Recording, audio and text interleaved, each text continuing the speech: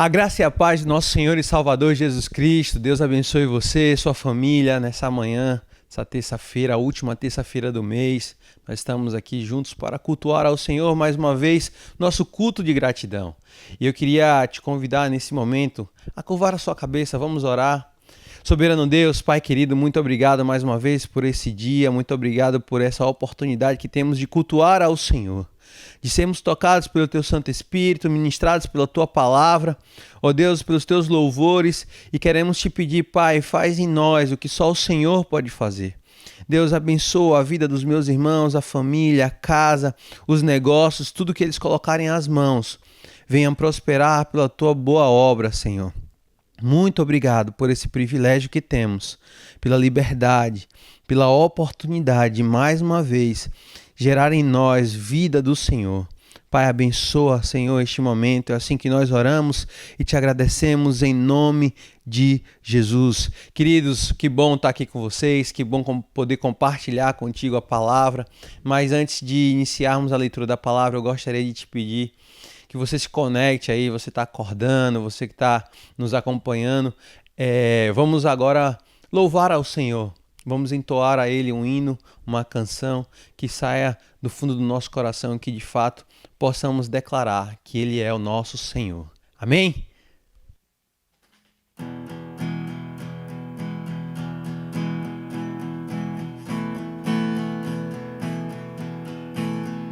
Sou grato por tudo que tenho, tesouro maior desse mundo me foi dado por herança eterna, maior prova de um amor tão profundo. Tenho vida, alegria em todo o tempo.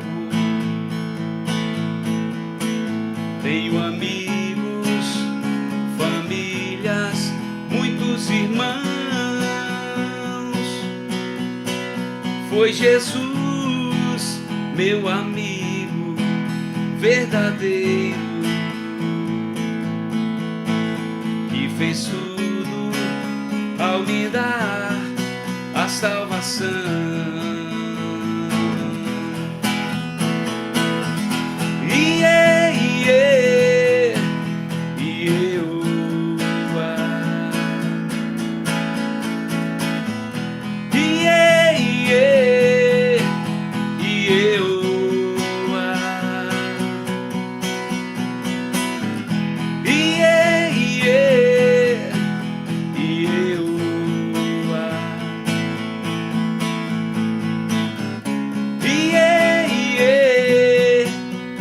E eu louvarei ao Senhor em todo o tempo. Seu louvor estará continuamente em meus lábios e também no coração. Jesus Cristo será sempre minha canção.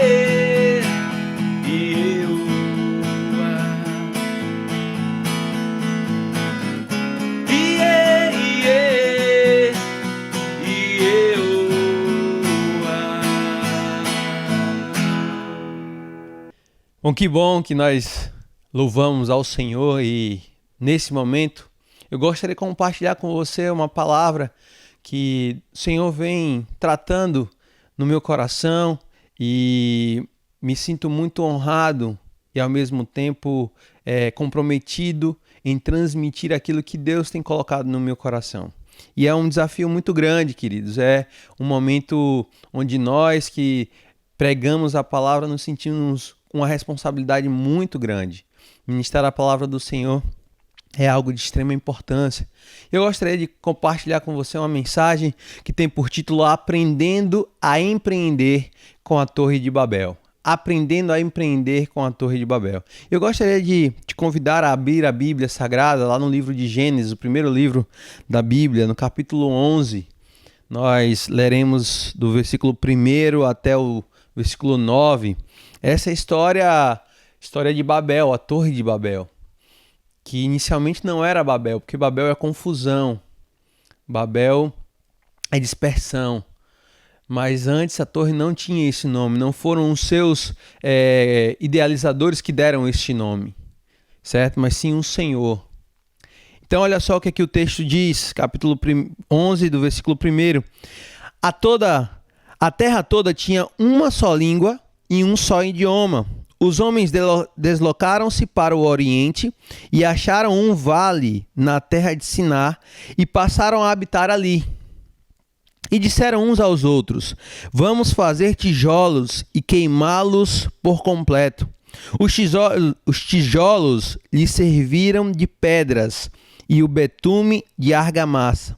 Disseram mais: vamos edificar uma cidade para nós, com uma torre cujo topo toque o céu, e façamos para nós um nome, para que não sejamos espalhados pela face de toda a terra. Então o Senhor desceu para ver a cidade com a torre que os filhos dos homens edificaram. E disse: o povo é um só, e todos têm uma só língua. Agora que começaram a fazer isto, já não haverá restrição para tudo que intentarem fazer. Vamos descer e confundir-lhes ali a linguagem, para que um não entenda a língua do outro. Assim o Senhor os espalhou dali, sobre a face de toda a terra, e pararam de edificar a cidade. Por isso a cidade se chamou Babel, porque ali o Senhor confundiu a linguagem de toda a terra, e dali os espalhou sobre a face de toda a terra. Mais uma vez vamos curvar a nossa cabeça. Soberano Deus, aqui está, Pai, a Tua palavra. Obrigado, Senhor, porque ela é viva e eficaz, ela penetra a nossa alma, o nosso entendimento, fazendo separação. Obrigado, Senhor, porque ela não volta vazia. Ah, Deus, o Senhor sabe o que os Teus filhos estão precisando ouvir. Não o que eles querem ouvir, Senhor, mas o que eles precisam ouvir. Por isso eu quero te pedir, Pai, faz, Deus, toca nos corações e faz só o que só o Senhor pode fazer. Abençoa, Pai, esse momento, que seja gerador de vida na caminhada dos meus irmãos. É assim que eu te peço, me usa, Senhor, pela Tua misericórdia, que o Teu Santo Espírito fale aos nossos corações, em nome de Jesus. Amém, queridos? Amados, é interessante pensarmos que esse momento da história da humanidade, eles estavam acabando de passar pelo momento que foi o dilúvio, um momento muito importante para a humanidade. Um momento que foi divisor de água, que trouxe algumas complicações, que trouxe alguns problemas, né? Que trouxe medos, que trouxe frustrações. Então eles estavam com muito medo de tudo que havia acontecido no dilúvio, e eles estavam muito preocupados. Houve uma mudança muito grande de mentalidade, houve uma mudança na postura, no viver das pessoas, na caminhada, nas atitudes. Então houve muitas mudanças naquela época, e esse é o povo, essa é a geração que tinha acabado de ser gerada após o dilúvio. Então eles estavam muito assustados, eles estavam preocupados. E hoje nós estamos passando, eu creio nisso, que nós já estamos na fase final da pandemia, né, causada pelo novo coronavírus, pelo Covid-19. E após essa pandemia, eu acredito também que muitas mudanças acontecerão na nossa vida, no nosso dia a dia, na nossa forma de viver, na nossa forma de pensar, de caminhar e também na forma de empreender. E aí, o fato é que nós temos que empreender. Talvez você diga assim, mas quem empreende são empresários. Só aqueles que são empreendedores. Na verdade, eu queria trazer para você a ideia do que é empreender. Porque todos nós empreendemos, porque a vida continua. E o que é empreender, segundo o dicionário? Olha só, empreender é decidir realizar uma tarefa difícil e trabalhosa. Tentar é uma travessia arriscada. Isso é empreender. Empreender não é só fazer uma grande construção ou um grande negócio, não. Tudo que é uma tarefa difícil, trabalhosa, que você deseja, que você decide realizar, isso é um empreendimento, isso é empreender. E uma outra ideia também é pôr em execução, realizar. É isso que nós fazemos. Você não pode agora parar a sua vida e dizer, não vou mais viver. Eu não vou mais realizar nada, eu não vou mais cumprir tarefas, eu vou ficar aqui esperando a morte chegar. Você não pode, você tem que se levantar com ousadia, você tem que se levantar com intrepidez e dizer assim, eu tenho que empreender. O Senhor nos chama para empreender, para fazer coisas difíceis, trabalhosas. O Senhor não nos deu um espírito de covardia. Então você, queridos, você, meu amado, minha amada, você precisa empreender. E todas as vezes, eu queria que sempre que eu falar em empreender, você pense em algum desejo, qualquer tipo de desejo que você tenha de realizar, o que você pretende fazer, alguma tarefa complexa, algo trabalhoso, algo que vai gerar energia de você, um casamento, um filho, um negócio, um curso, um diploma, alguma coisa. O que é empreender? É algo trabalhoso. Então que você, nesse dia, você decida tirar os seus sonhos do baú, tirar os seus sonhos que estão lá, colocados de escanteio, que estão guardados, tire eles. É o momento de empreender. O Senhor está te dizendo, ei, levanta-te, faz, porque eu sou contigo. E aí eu gostaria muito, queridos, nesse momento, que se você parasse para pensar um pouquinho, porque muito provavelmente, se você já tentou em algum momento da sua vida, você já tentou colocar esse sonho, esse empreendimento em execução e por algum motivo você falhou, você fracassou e não deu certo, você pode estar dizendo assim, eu não vou tentar de novo não, eu já tentei uma vez e não deu certo, eu não quero mais saber disso não, foi frustrante para mim. Eu quero te dizer algo muito importante nesse momento. Não seja um perdedor. Não seja um perdedor, seja um aprendedor. Aprendedor. Sabe o que é um aprendedor? O aprendedor é aquele que quando não ganha, ele aprende. Não use a palavra derrota.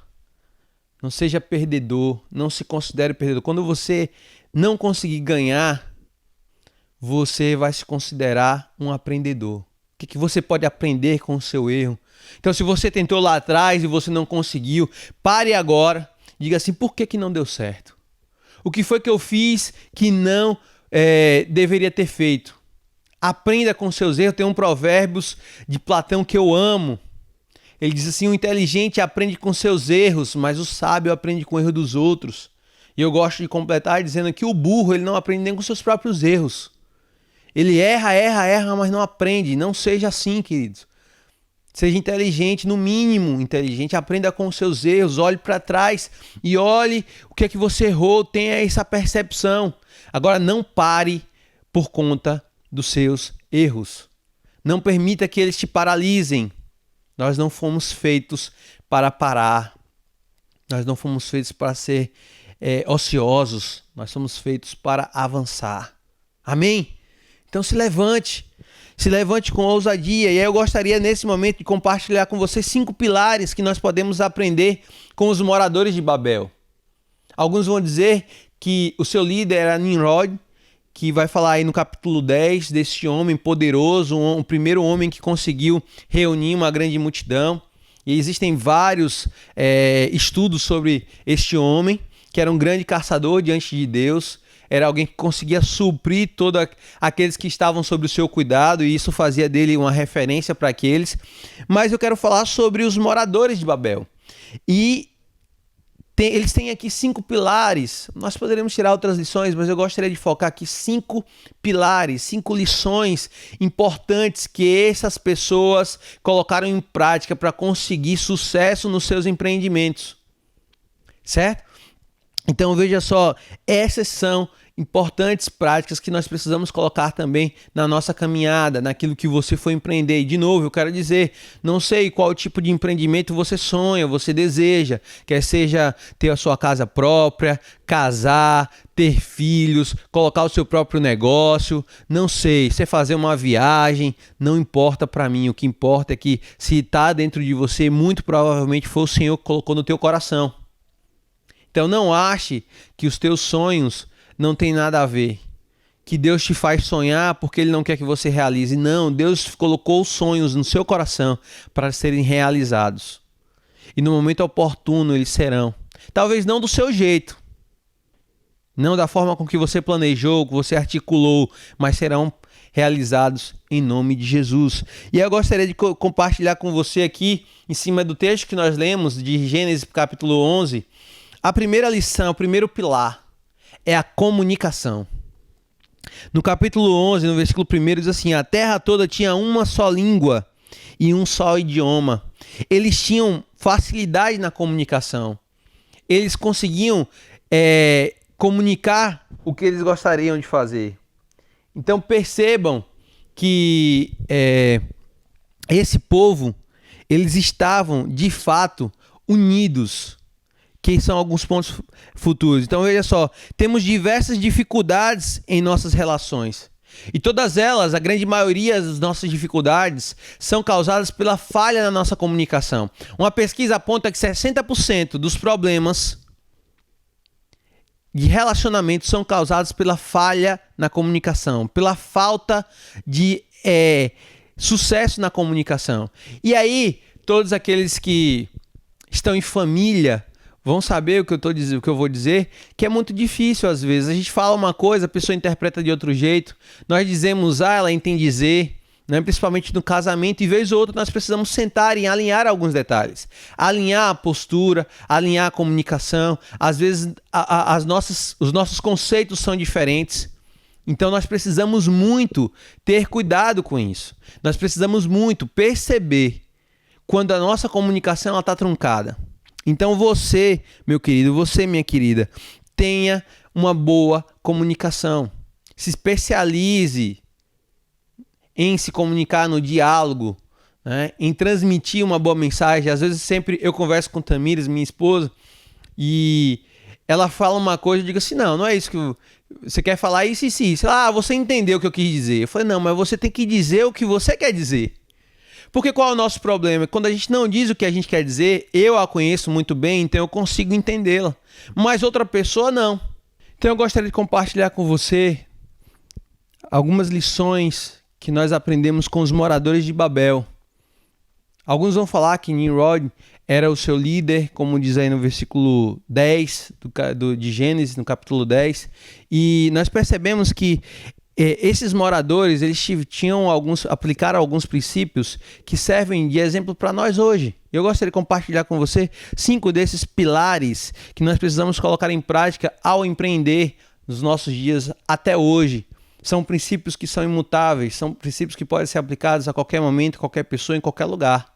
Esses princípios são essenciais se você quer ser bem-sucedido no seu empreendimento.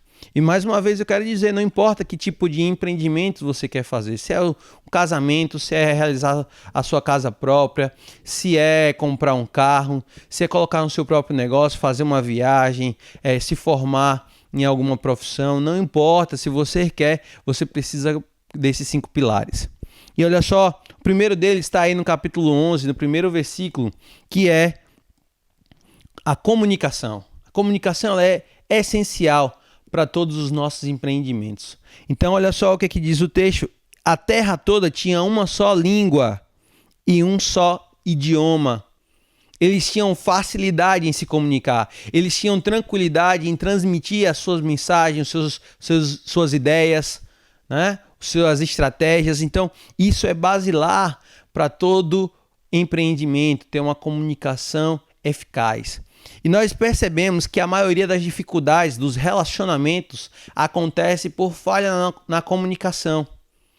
Uma pesquisa aponta que 60% dos problemas causados em alguma instituição, em algum local, são causados pela falha na comunicação.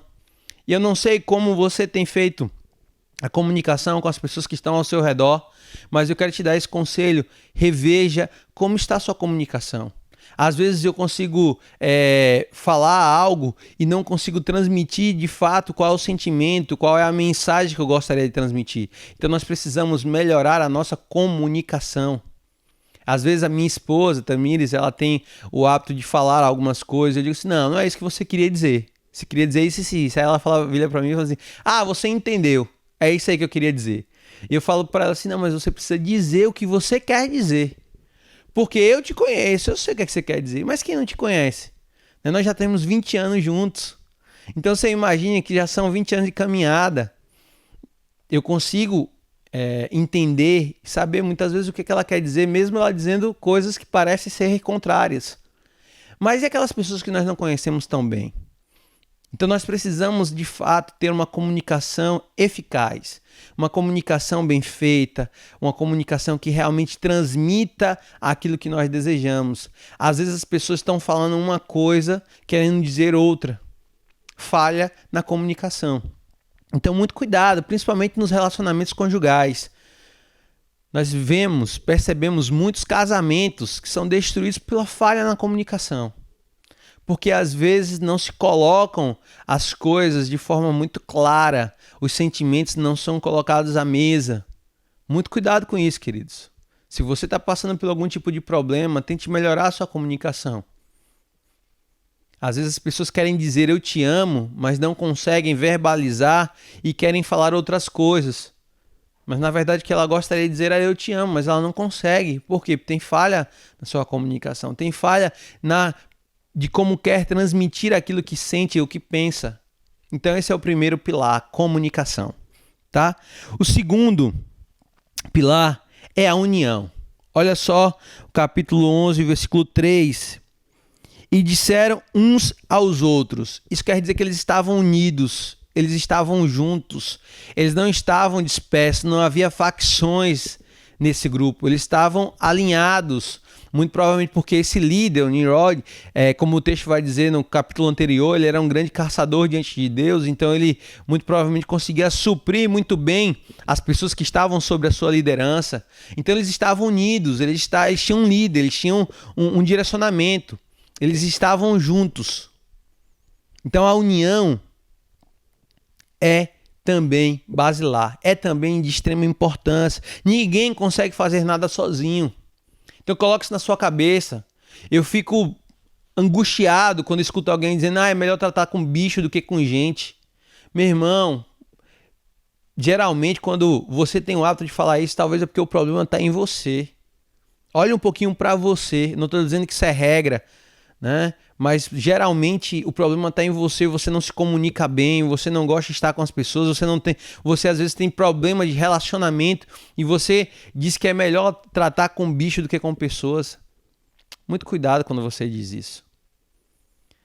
Nós não conseguimos fazer nada, nós precisamos das pessoas.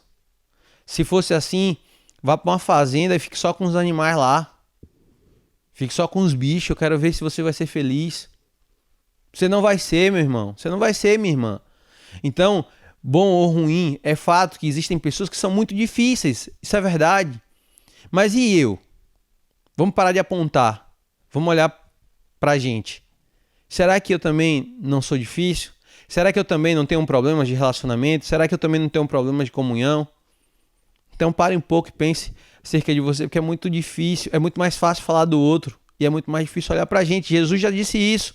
Olha, antes de tirar o cisto que está no olho do teu irmão, olha a trave que está no teu olho.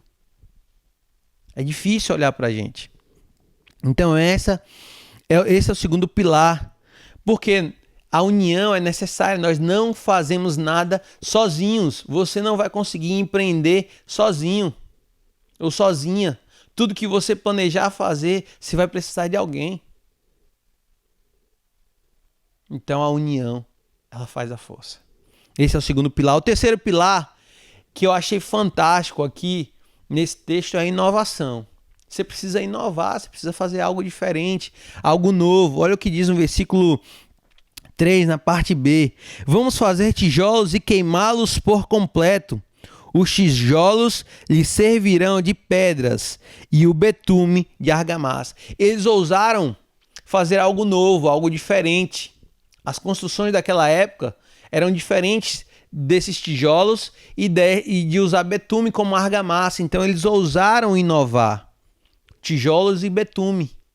Eu não sei o que Deus tem colocado no seu coração, mas a mesma criatividade que Ele deu a esses homens, Ele tem dado a nós até hoje. E o Senhor pode ter dado para você algo inovador, algo diferente, algo que vai revolucionar, que vai trazer uma melhora significativa para os empreendimentos, e você às vezes pega isso e esconde.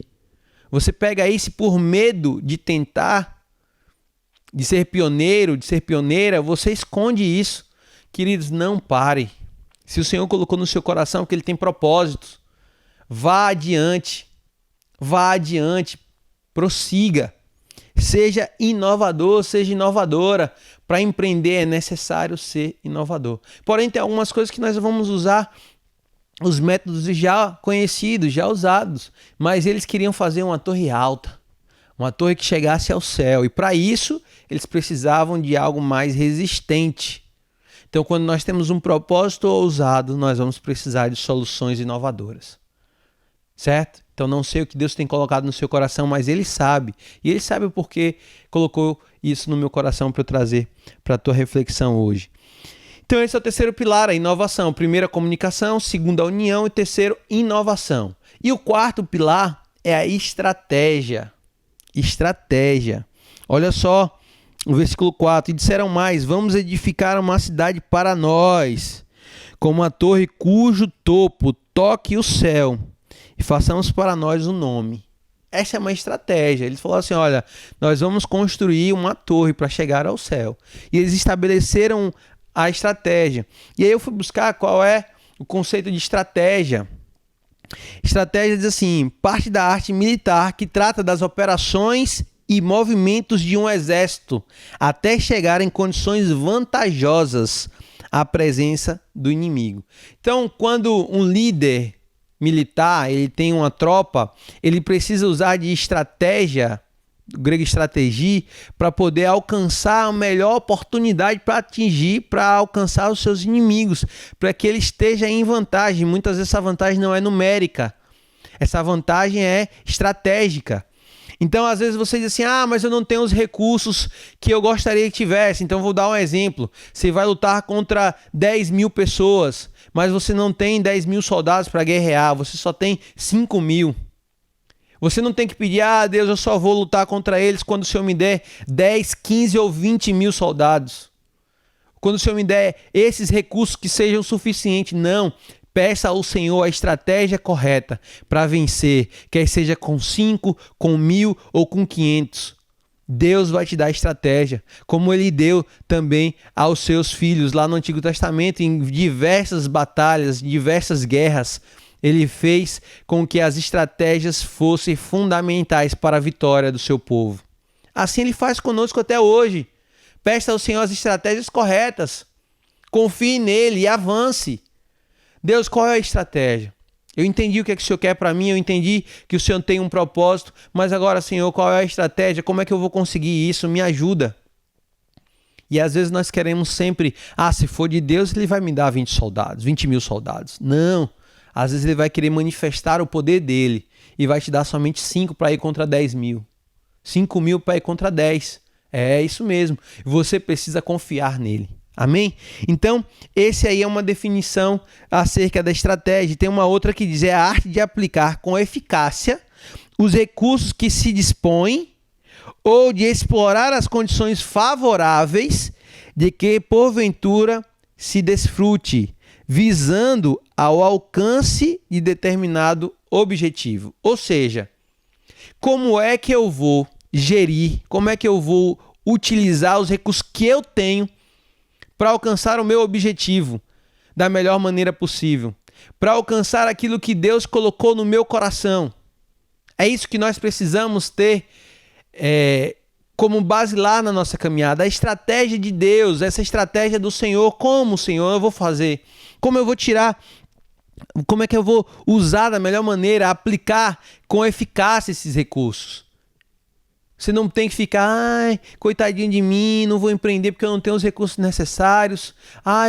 Eu tenho um desejo de ir em Israel, mas eu não tenho dinheiro. Quando o Senhor me der dinheiro, eu me planejo. Não, comece a se planejar. Comece já a estudar, comece a pensar, comece a sonhar. Ah, mas eu não tenho os recursos, nem tenho de onde tirar. Faça o que você pode. Vá juntando. Você pode guardar o quê? R$100, R$500? Vá guardando o que você pode. Um dia você vai conseguir. Mas é isso que você quer mesmo? Esse é o seu sonho? É isso que Deus colocou no seu coração? Estou dando aqui um exemplo de tantos outros que poderíamos dar. Então, queridos, peça ao Senhor a estratégia correta. Peça ao Senhor que te abençoe, não só com a visão do propósito, mas também com a estratégia para como chegar. O nosso problema é que quando Deus aponta o propósito, nós nos esquecemos de Deus na caminhada. Nós nos esquecemos de perguntar a Ele como é que isso vai ser feito no decorrer do andar, do caminhar, do desenrolar das coisas. Então, muito cuidado. Nós precisamos do Senhor nessa caminhada, nas estratégias também. E o último pilar, então nós já falamos sobre comunicação, união, inovação, estratégia e, por último, o quinto pilar, propósito. Os moradores de Babel tinham um propósito. E olha só o que diz na parte B do versículo 4. Diz assim: para que não sejamos espalhados pela face de toda a terra. Eles não queriam se espalhar. Eles não queriam serem dispersados por toda a terra. Eles tinham esse propósito. Então eles falaram: vamos construir uma cidade. Vamos construir uma torre onde nós alcancemos o céu. E lá eles achavam que estariam protegidos. Se viesse um novo dilúvio, eles não seriam alcançados. Eles seriam salvos. Então eles estavam com medo. Eles estavam assustados.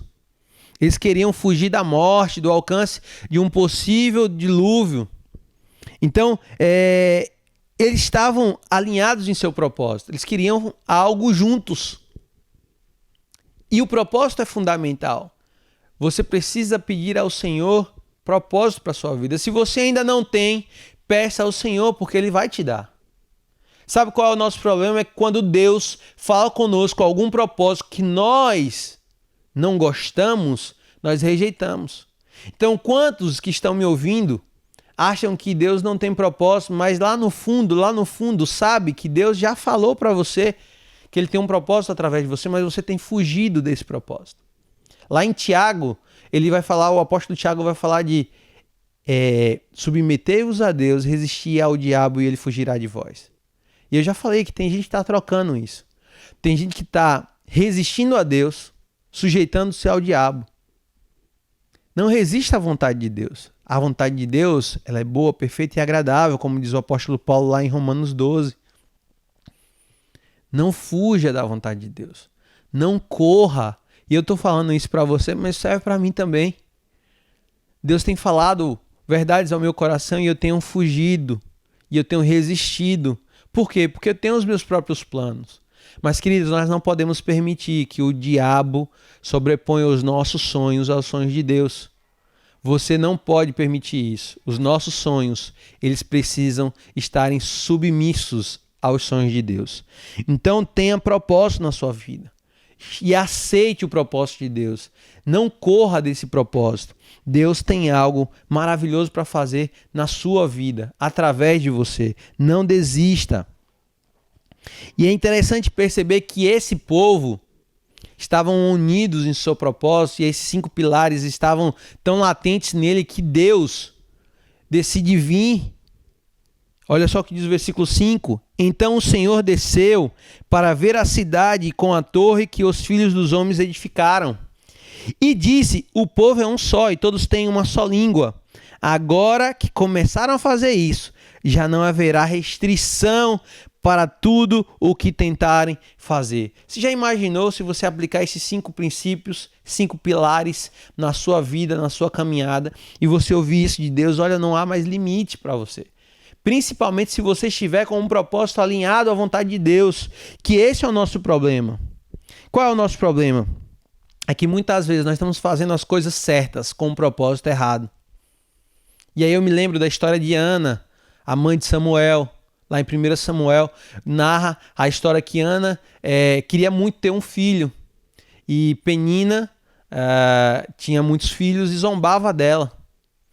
E até o momento em que Ana decide entregar a Deus o seu propósito. Olha, Deus, eu quero um filho, mas eu quero para que ele te sirva.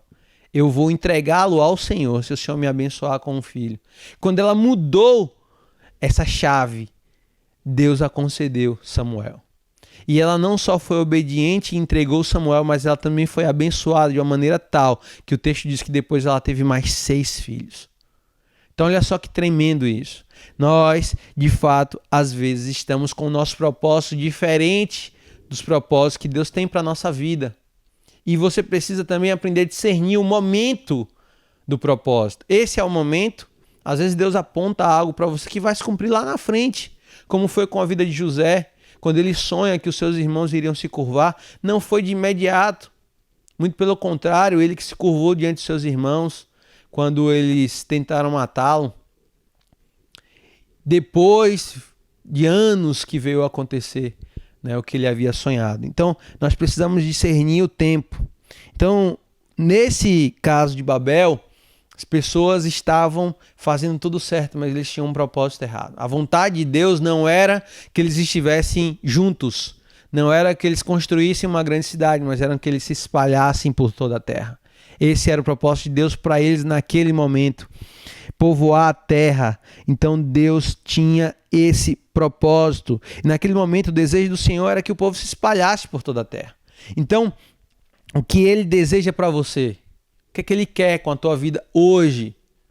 O que é que Ele deseja para você daqui a alguns anos? Você está caminhando, você já escolheu atender à vontade de Deus? Você já decidiu? Você já descobriu o que é que o Senhor quer com você? Se você ainda não fez isso, meu irmão, eu queria te convidar a jejuar com esse propósito, a buscar ao Senhor, a se consagrar, a abrir mão. Esses dias eu conversava com um amigo e ele dizendo assim, eu estou perguntando a Deus, mas eu não estou conseguindo ouvir. Eu falei assim, meu amigo, eu aprendi uma coisa, que às vezes o problema não é Deus que não está falando, somos nós que não estamos ouvindo. É o nosso ouvido que está muito ligado em outras vozes e não para ouvir a voz de Deus. Sabe? É o nosso ouvido que está cheio de fone de ouvido, com muitas coisas que não é a voz de Deus. Então o problema não é Deus que não fala com você. O problema é que você não para ouvir Deus. O problema é que você não tem dado a atenção devida à voz dele. Então, meu irmão, se desliga daquilo que tem tirado a sua atenção, quer seja redes sociais, televisão, Netflix. Se você ainda não encontrou a voz de Deus falando ao teu coração acerca do propósito que Ele tem para você, muito provavelmente é porque você ainda não parou o suficiente para ouvir a voz de Deus. Amém? Então, muito cuidado com isso. E quando você ouvir, não resista. Não resista. Se submeta ao Senhor. Se submeta à vontade dEle.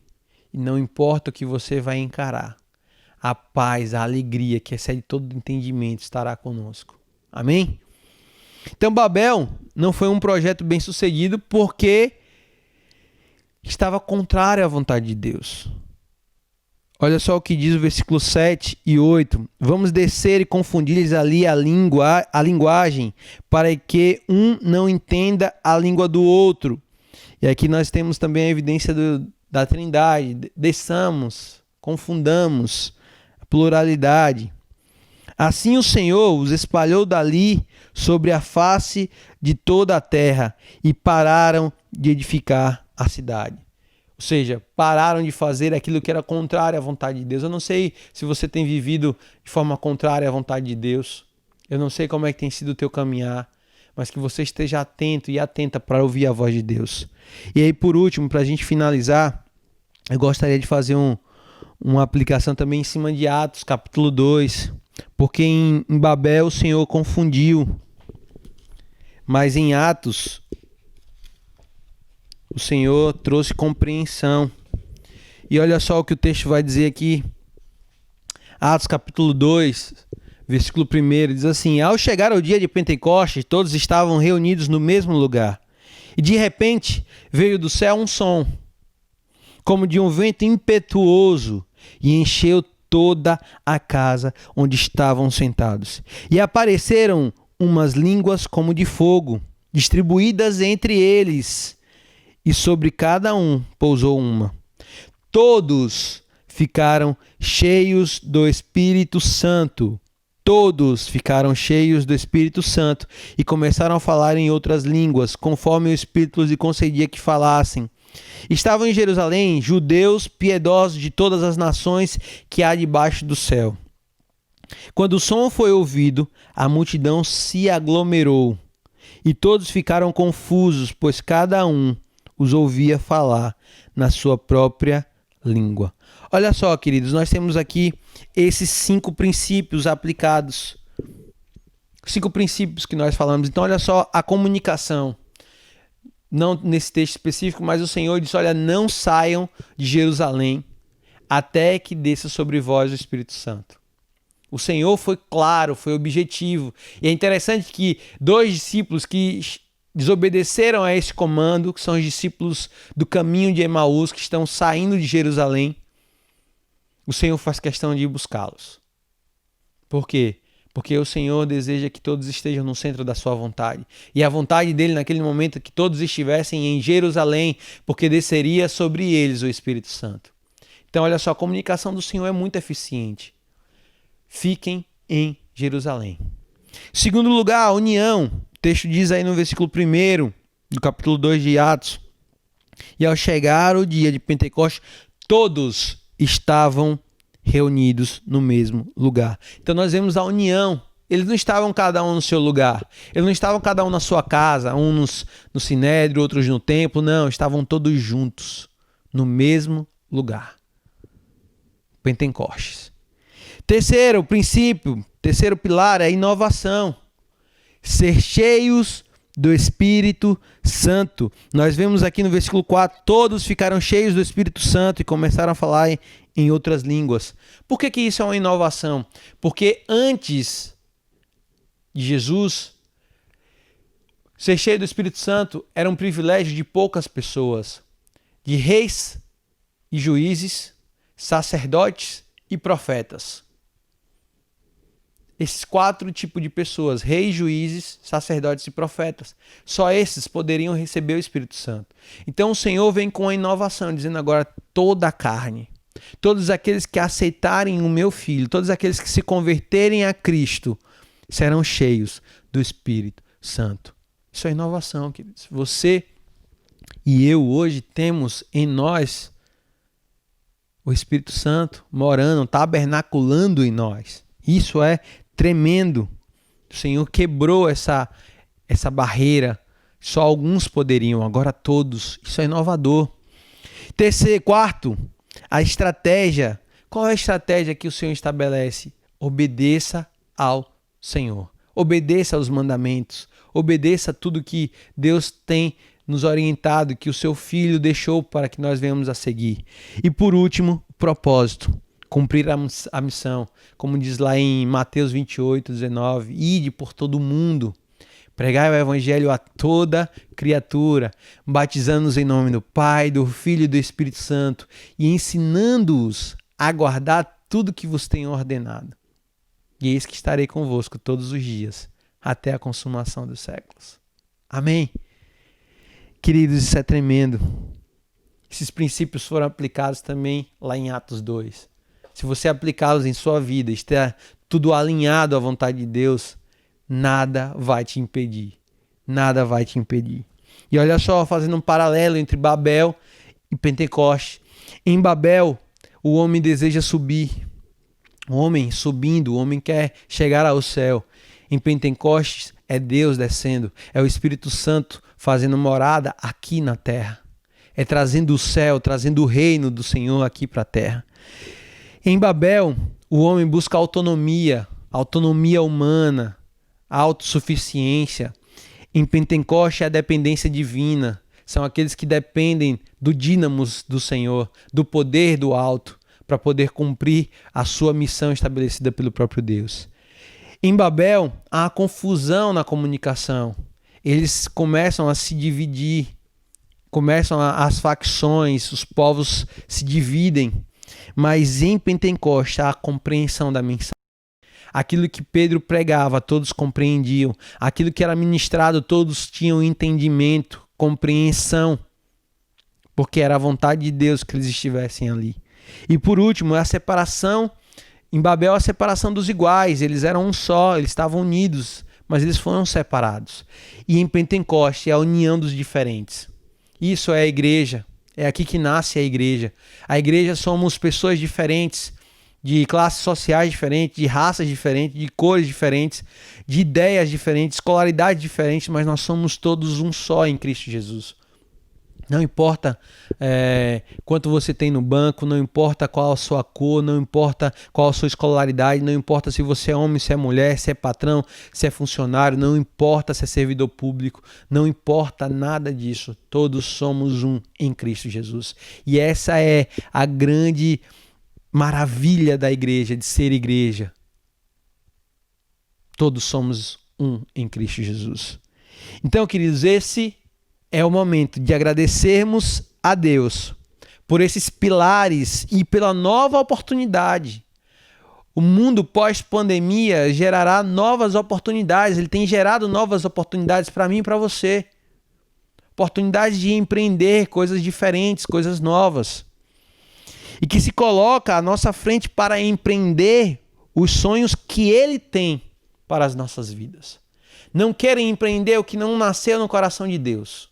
Por mais óbvio que pareça ser, por mais evidente que pareça ser, seja submisso, sujeitai-vos a Deus, resisti ao diabo e ele fugirá de vós. Seja submisso à vontade de Deus. Se Deus disser que é de um jeito, não tente ir contra. Seja um filho obediente. Amém? Que esse é o momento de gratidão ao nosso Deus por essa nova oportunidade, por esses ensinamentos, por esses pilares, que nós venhamos de fato colocá-los em prática e vivenciarmos algo que ainda não vivenciamos. Não importa o que os nossos antepassados fizeram, o que importa é o que nós vamos fazer agora. O que importa é o que você vai fazer agora com a sua vida, com aquilo que Deus colocou no seu coração. E pare de dar desculpas ao Senhor, pare de dar desculpa às pessoas, pare de dar desculpa para si mesmo. Não seja um perdedor, seja um aprendedor. Quando você não ganhar, aprenda. E você vai ser cada dia mais aquilo que Deus sonhou que você seja. Amém? Vamos orar mais uma vez? Soberano Deus, Pai, muito obrigado, Senhor, por esse momento tão especial de estarmos aqui ouvindo a Tua palavra, de estarmos submetidos aos Teus princípios. Senhor, nós queremos nesse momento te pedir, fala conosco, ministra, Deus, aquilo que o Senhor ainda não falou ou que nós ainda não conseguimos ouvir. Nós queremos, Deus, ouvir os Teus propósitos para nosso caminhar. Nós queremos atender a toda a Tua vontade, sermos obedientes, Senhor, a cada detalhe dos teus mandamentos. Pai, nos ajuda a vencer os nossos medos, as nossas frustrações, os nossos desejos maus. Pai, que no nome do teu Filho amado Jesus, que a teu Espírito Santo nos dê força, ânimo, coragem, as estratégias, que melhore a nossa comunicação, que sejamos unidos. Pai, que no nome de Jesus os teus propósitos venham se cumprir nas nossas vidas, para a honra e glória do teu santo nome. É assim que nós oramos e te agradecemos, em nome de Jesus. Amém, queridos? Deus te abençoe. E aí, só para a gente finalizar, eu queria dar alguns avisos. Nós, a partir do dia 2, nós teremos o culto drive-in. Novamente, o primeiro culto foi lindo, maravilhoso. Você não pode ficar fora novamente desse culto, que acontecerá lá na nossa casa de amparo, a casa do Pai. Se você ainda não sabe o endereço, nós vamos colocar aí nas redes sociais como é que faz para chegar lá, tá? Para você não ter nenhum tipo de dificuldade. E também na outra semana, no dia 9 9 de agosto, nós estaremos retornando aos nossos cultos presenciais. É isso mesmo, a notícia é maravilhosa. Nós queremos estarmos juntos, celebrando o nosso Deus, óbvio, com toda a segurança, com todas as medidas restritivas. Nós não colocamos só 1,5 metro entre as cadeiras, mas colocamos 2 metros para essa sensação de segurança ser melhor, todo mundo usando máscara, álcool em gel na entrada, álcool em gel na saída, evitar conversas, aglomerações. Então nós vamos estar aqui celebrando ao nosso Deus juntos, porque nós acreditamos que esse é o momento que o Senhor preparou para nós. Então, se você deseja participar do culto presencialmente, a partir do dia 3, sem ser na próxima segunda-feira, na próxima segunda-feira, nós estaremos liberando de 3 formas. Você vai poder confirmar a sua presença no culto. Ou através do aplicativo Eclésia, que tem lá a ferramenta que nós vamos explicar durante a semana, vamos fazer tutoriais, vídeos explicando. Segundo, você vai poder ligar aqui para a igreja para confirmar a sua presença dos seus familiares. E por último, você também vai poder vir aqui na igreja e agendar, dentro da disponibilidade dos cultos, a sua participação. Tá bom, queridos? Então vai ser um momento maravilhoso de estarmos juntos celebrando ao Senhor.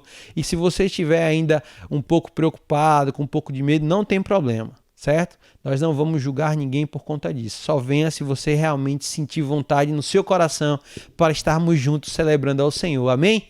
Então Deus abençoe você, que o seu dia seja abençoado e que o mês de agosto seja um momento de você colocar em prática tudo que Deus tem para a sua vida. É assim que nós encerramos esse culto, desejando a você um dia abençoado na presença do Senhor. Fica na paz, vão em paz e não pequem mais.